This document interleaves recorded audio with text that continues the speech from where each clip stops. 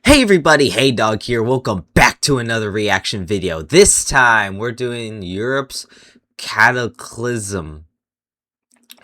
Maybe the 30 Years War. I do know a little bit about the 30 Years War, but not a whole lot. So we're gonna get into this and we're gonna learn, baby. Okay, whatever. 1618. Europe stands on the cusp of the most destructive war in its history. Damn. A 30-year-long cataclysm that will engulf the continent. Rape, 30 years is and a long rumors time. of cannibalism will haunt the land. War, starvation, and plague will decimate whole populations. Damn. Men, women, children, soldiers and civilians.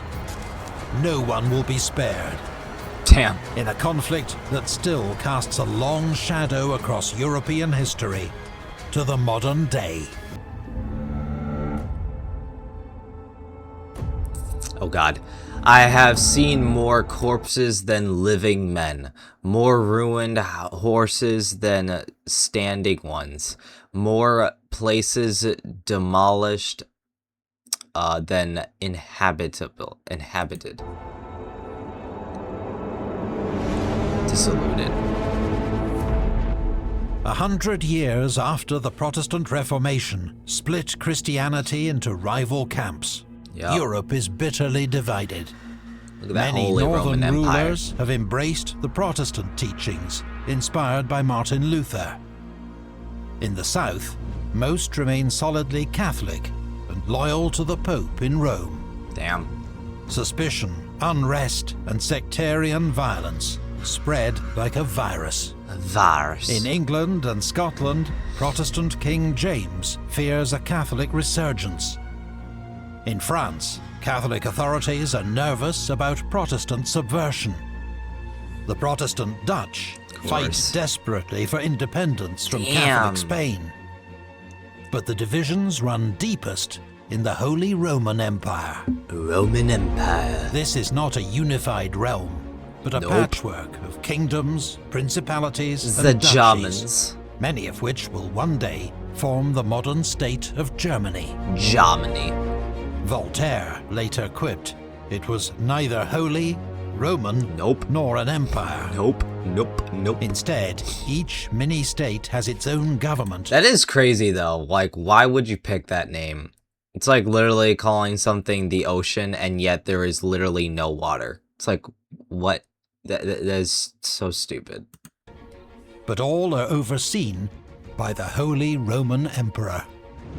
The Emperor is a figurehead, elected by 7 powerful princes and archbishops. For centuries, the role has been filled by a member of the Habsburg dynasty, The Habsburgs. Europe's dominant ruler of vast lands that include Spain and its overseas colonies. Wow. The emperors are staunch Catholics, but their Holy Roman Empire is as religiously split as the rest of the continent. Jeez. Since a treaty of 1555, religious peace has held together under the principle of cuius regio, eius religio. Whose realm, whose religion. Meaning all subjects must follow the faith of their ruler. But it is unworkable to impose belief from above. Yeah. Lutheran and Calvinist missionaries compete for converts. Many Catholics are ready to fight to reunify Christendom under the Pope. Damn. The Holy Roman Empire is a powder keg, primed to explode.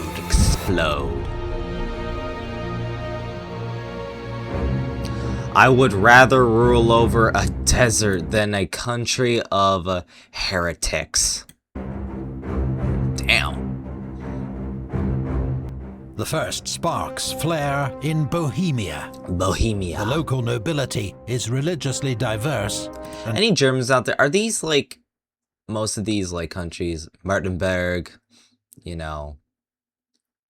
Okay, now I can't say any of them. But like, are most of the Hanover? I know Hanover, Bohemia, Bruno. I know some of these are still. I think that one's still around. Are any of these like still around or still named the same thing? Comment down below, my German people. Fiercely independent. I would like to know. Here, Bohemian Hussites broke with Rome a century before the Reformation. Damn. But Bohemia is under the direct rule of King Ferdinand, a Habsburg and hardline Catholic. The He Habsburgs. cancels concessions, demolishes non-Catholic churches. Damn. These deliberate provocations anger Bohemia's nobles and reformers. In May 1618, they corner 2 of Ferdinand's ministers at Prague Castle, subject them to a summary trial, and throw them and their secretary from a high window. Out the window, yeah. The 2 ministers survive the fall. Wow.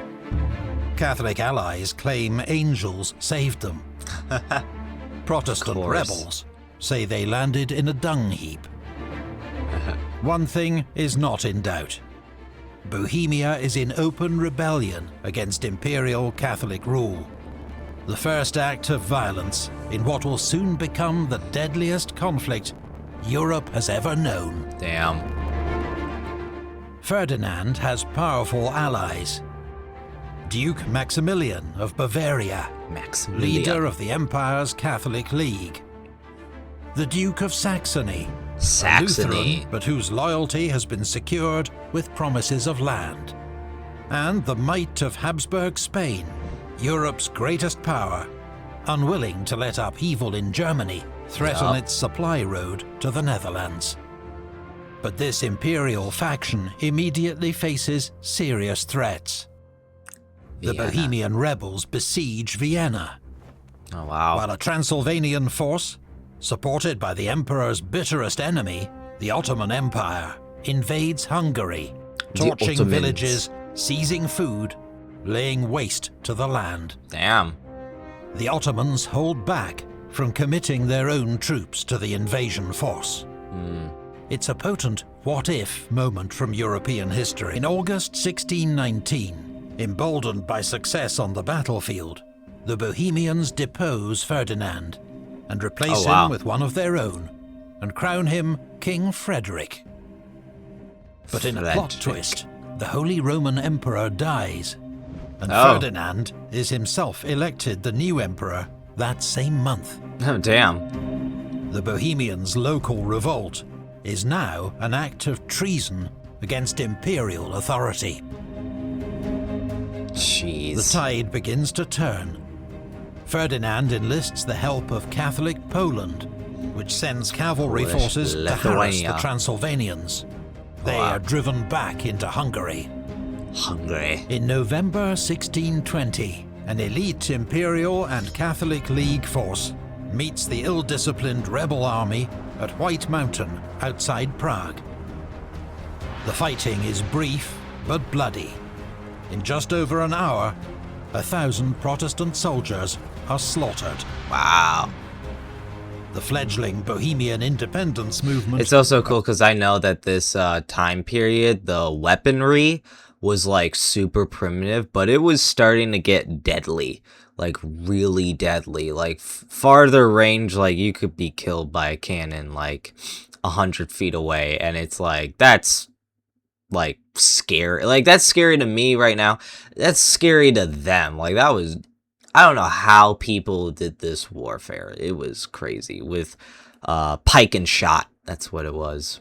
I would be the shot. I would not be the pike. I don't know who wants to be the pike, but I would not want a long stick. In a gunfight, you know? Appears to have been crushed. I'm just saying. But the wider conflict is far from over. And soon, the flames of religious war will spread across the continent. Oh God. We shall not rest until the princes and the elites of the Holy Roman Empire of both one and the other religion shall live together in abling peace.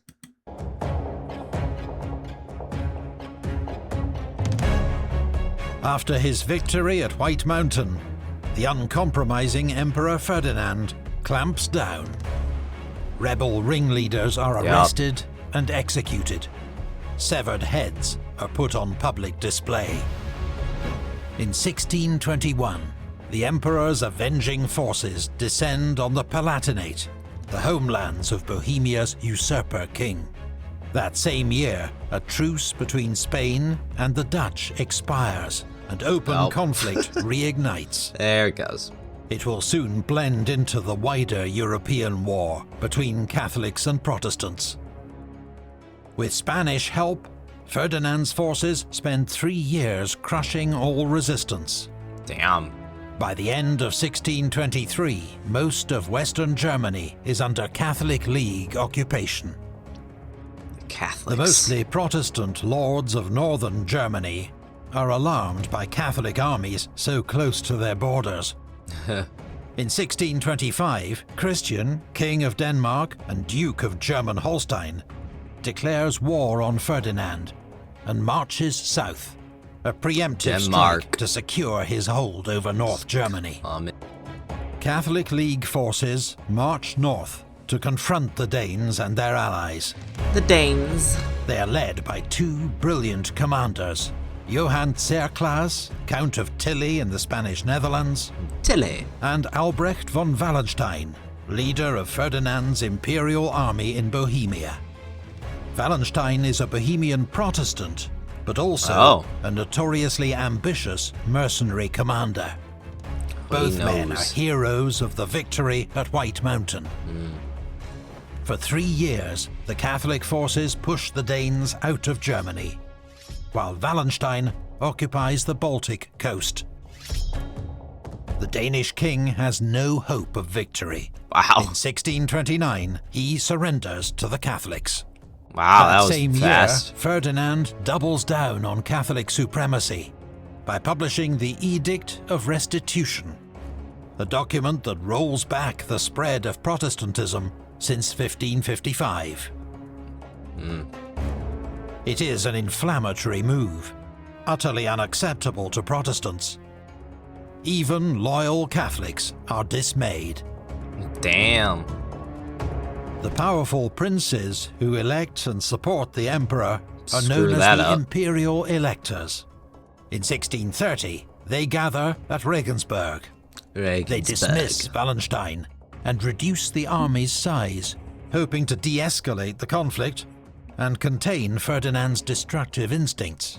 Yeah, it ain't gonna work. But their measures go too far, leaving northern Germany virtually undefended. Oh my god. The timing could not be worse. Sweden. A violent storm is brewing in the north, and soon it will descend to wreak a terrible, destructive path through their precious empire.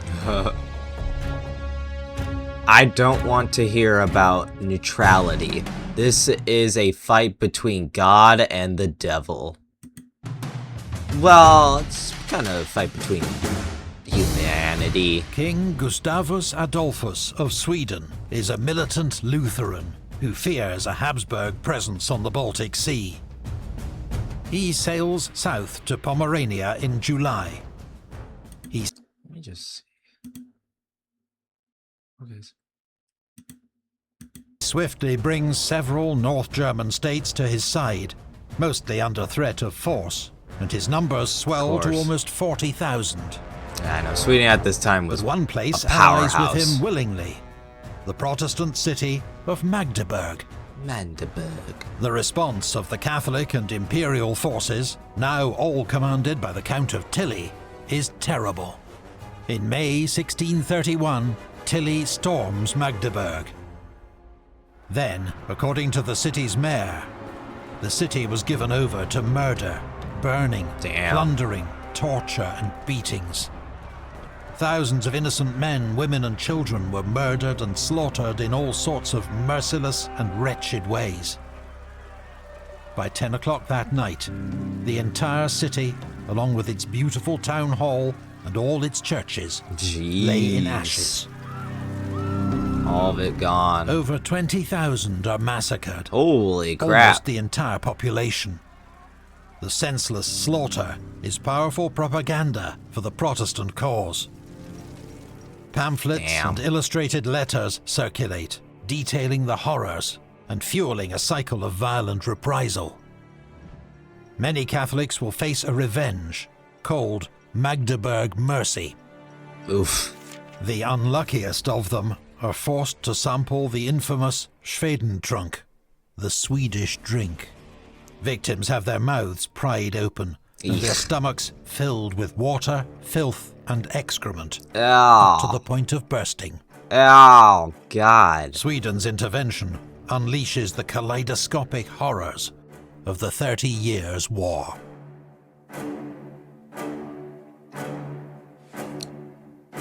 Oh, God. War feeds itself. That 17th was century armies okay. sweep like locusts across Europe. Locusts. Most are mercenaries, paid in the plunder they seize from conquered lands. Yeah. They strip entire regions. Yeah, I know he's gonna say, like, militaries at this time were, they weren't loyal. They were mostly just, hey, when can I get paid to kill people? That's really it. There was no, like, Napoleon, you know, like, oh, for the queen, for the king, for the empire, you know, it's just, for the country, it's, nah, money, man, money. Bare before they move on. Yeah. Most of these armies are ordered in the Spanish system. Yep, there it is. It is pike based and around shot. the tercio, a large square formation composed of pikemen and musketeers.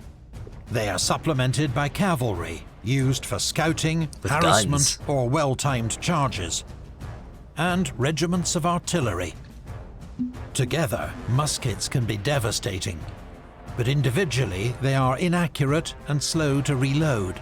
Musketeers are also vulnerable to fast-moving cavalry and require robust formations of pikemen to defend them. The Spanish system has dominated for a century, but recently things have begun to change. Uh-oh. New Dutch-style infantry formations, Dutch called style. battalions, are smaller and Battalions. less deep, with a larger proportion of firearms. This makes them less durable, but also more flexible, mobile, and capable of firing denser, more deadly volleys. Oof. And there is a push to integrate artillery with the rest of the army.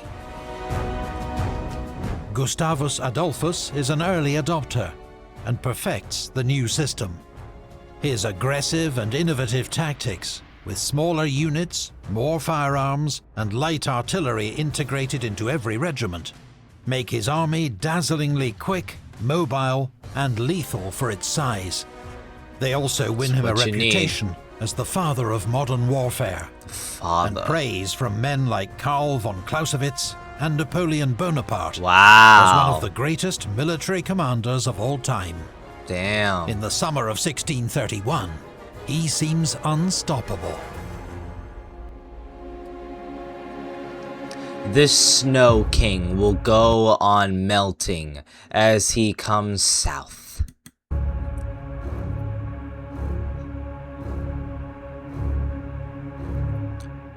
In September 1631, the Yeah, Swedish army Catholics of aren't doing Gustavus so good. Adolphus, bolstered by troops from Saxony, meets Count Tilly near a village called Breitenfeld. With nearly 40,000 on both sides, it is one of the largest battles of the 30 Years' War, and a Damn. clash between two of its most celebrated commanders. Tilly's cavalry charges the Swedish right.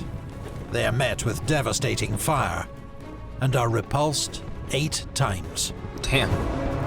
At the other end of the line, Catholic cavalry routs the Saxons on Gustavus's left flank. But as Catholic forces advance, a gap opens up between them, which Gustavus exploits with a devastating counterattack. Damn. Tilly is caught flat-footed. His ranks dissolve and flee, leaving at least 7,000 dead on the field, Wow. with almost as many taken prisoner. Oof. The Swede and Saxon dead number just over 2,000. Breitenfeld is a crushing victory for Gustavus, and Tilly's first major defeat, a turning point that opens a pathway for the Swedes into the south. At Rhein, Tilly tries to stop them, but fails, and the old Catholic general is mortally wounded. Oh, wow.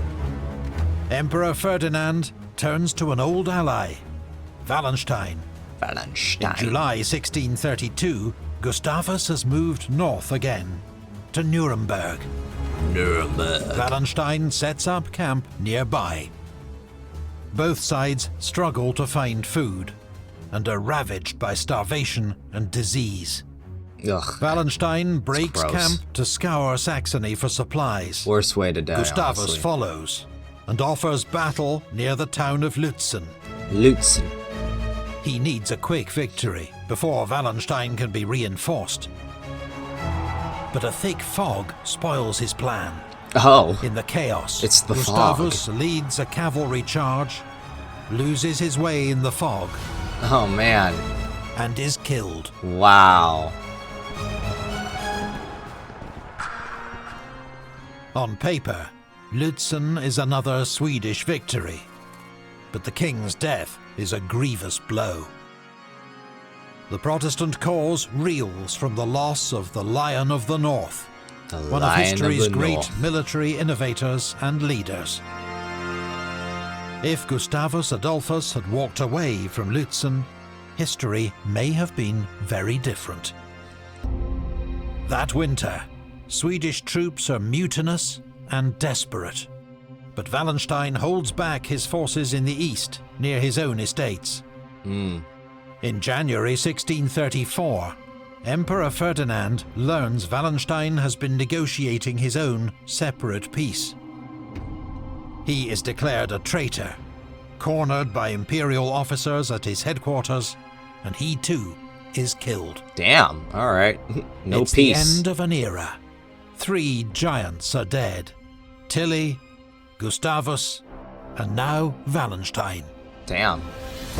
The Emperor turns his attention to the Swedish scourge. Nobody want peace. 33,000 imperial troops move into Bavaria. 26,000 Swedes meet them in pitched battle at Nördlingen.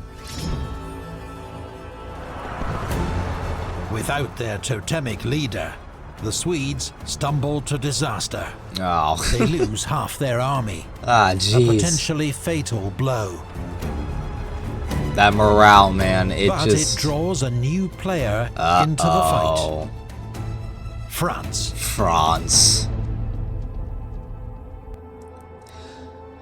The interest of the state and the interest of the religion are two equally different things.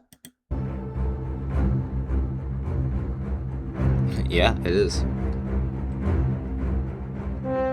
1635. War has raged for 17 years. Jeez. Hundreds of German villages lie in ruins. Food shortages are chronic. God. Reports of cannibalism flourish. Besieged soldiers eating dead comrades. Women devouring their own children. Oh, God. Years of pillaging, banditry, and warfare have forced people everywhere into desperation and despair. The anti-imperial forces are in disarray. Emperor Ferdinand offers a way out. He swears to halt his assault on Protestantism. A general amnesty is proclaimed.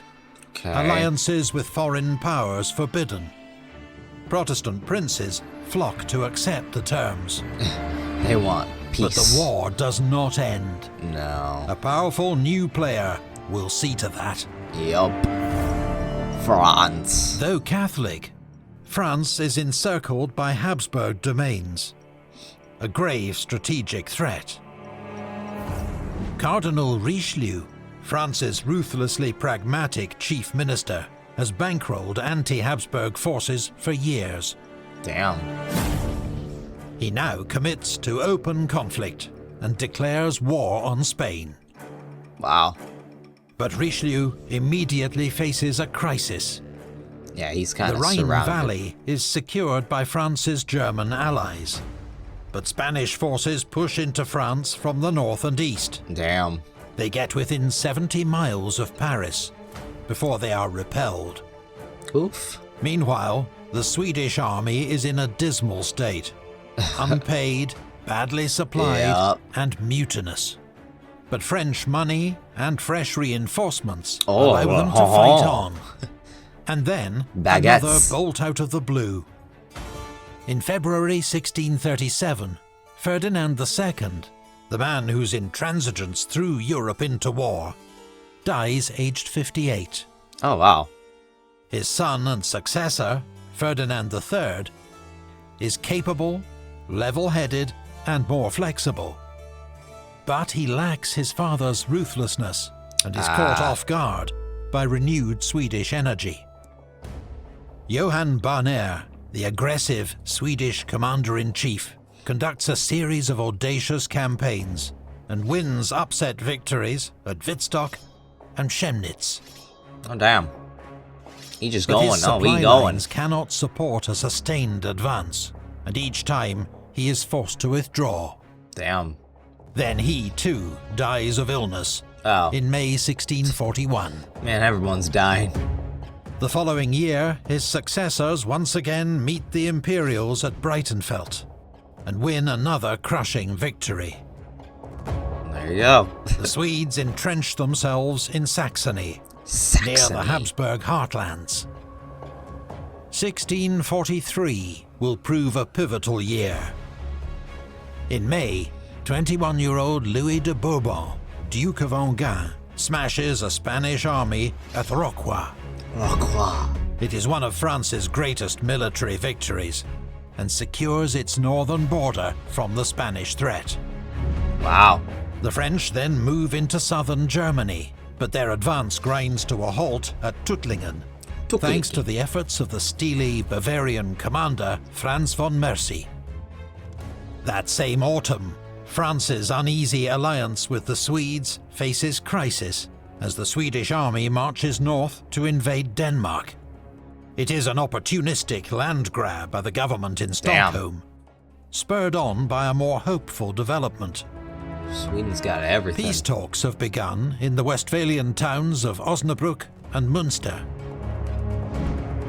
Everyone wants peace, but all seek a strong bargaining position, Of course. ensuring talks and the war will drag on for 5 more years. Oh my god. Southwest Dude, if I was a villager, man, I would be like pissed off, dude. This would be so annoying. Be like, I don't care where I live in France, Bohemia, Austria, Germany, Denmark, Sweden, Britain, I don't care. I don't want to die. Germany is ripped apart by clashing armies, until Mercy is killed at Allerheim, along with 9,000 other casualties. Damn. The road to Bavaria lies open, but the French can't take full advantage.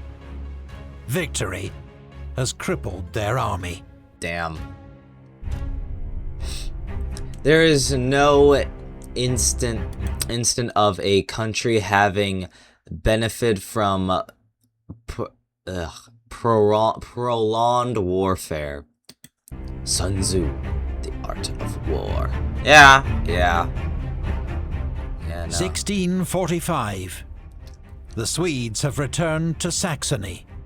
Pushing south, they almost reach Vienna. Oh, wow. But with too few men to take the city, they swing God. north to loot Moravia and fall back. They just keep going. By and 1646, the French have regathered their strength and march against Bavaria. A Swedish force joins them and maneuvers past Emperor Ferdinand's main army, leaving Bavaria virtually undefended. Going. Oh, damn. To save his duchy, Bavaria's Duke Maximilian, one of the few leaders in place since 1618, offers peace, Oh. only to rejoin the war a few months later. Okay. The French and Swedes have had enough and decide on a joint decisive blow. In May 1648, The last Imperial field army is shattered at Zumarshausen. Zumahasham.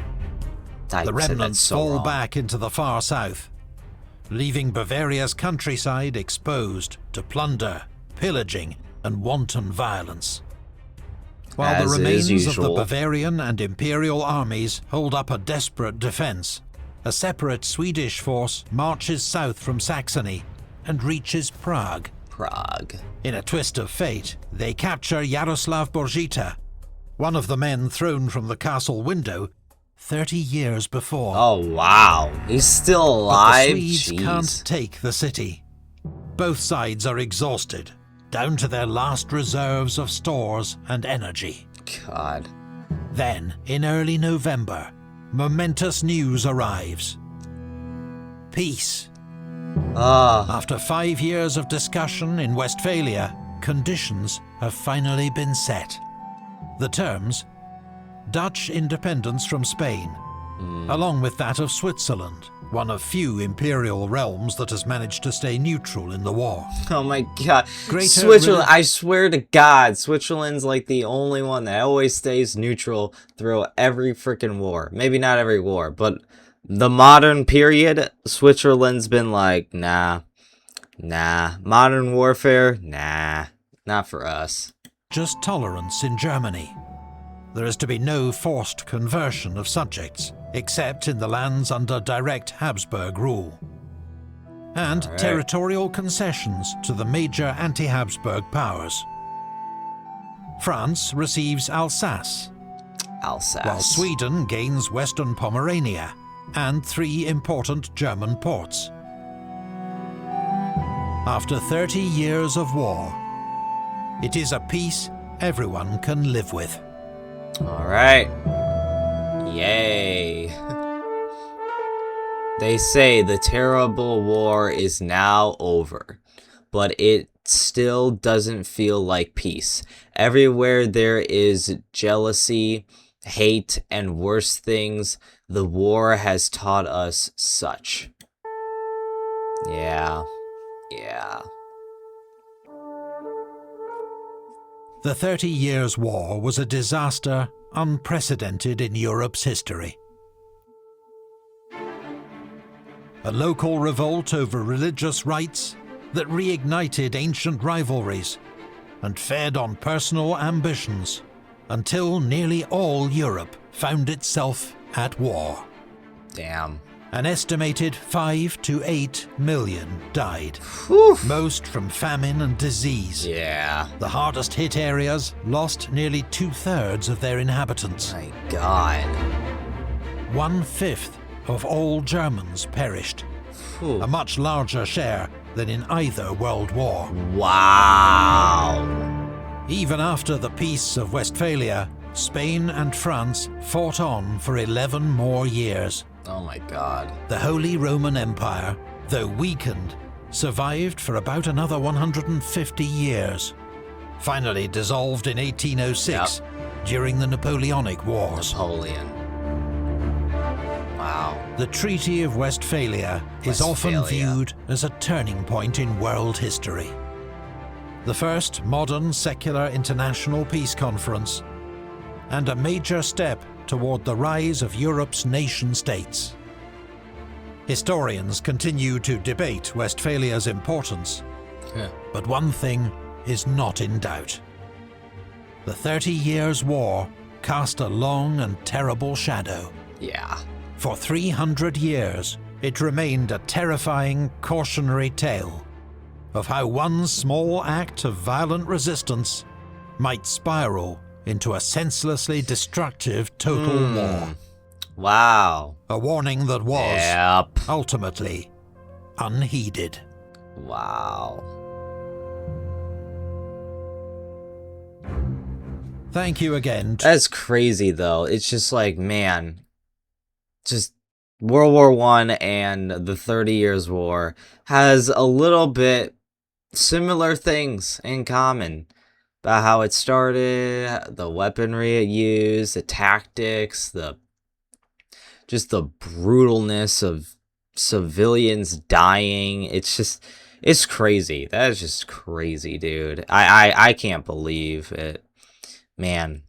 But it's a very interesting war. I will say it had everything, and yet we still survived. So I mean, we were always going to survive.